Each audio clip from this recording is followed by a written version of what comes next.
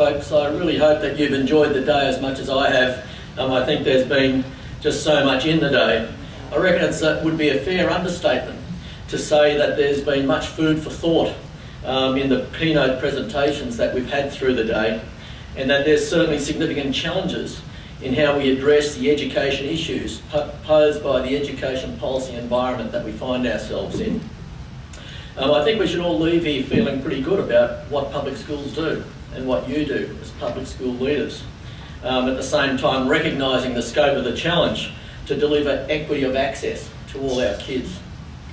As I said this morning, and I think a couple of the presenters also intimated this, the times we're moving through in the broad arena of education is certainly an uncertain one. And Bernie touched on that a moment ago too, and that the notion of systemness is significantly threatened. And as Richard mentioned this morning, it's a threat to all of our schools. I think all of us know that Gonski made a lot of equity. He defined it as giving each student the basic funding required to meet their particular educational needs. And I think all of that is a positive for our government, from our government school viewpoint. Unfortunately, there's much uncertainty around the ability of the federal government to get the legislation through by the end of June, which is the last sitting date before the elections.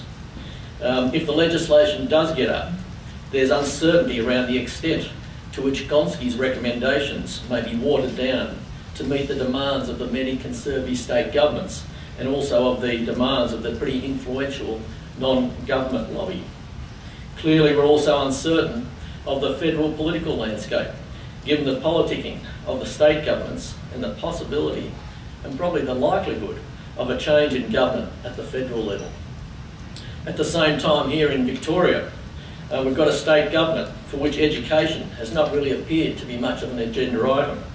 And hopefully, one might imagine with the new Premier, there may be a slightly higher profile on education. Over the last couple of years, any focus on public education has appeared to be made subservient to the choice agenda, and funding and support to the public school system has been reduced correspondingly.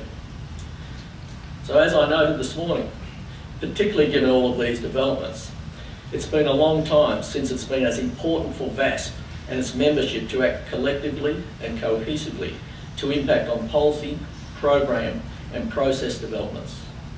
And in there I also throw in your college councils, and all of you will have received letters around this.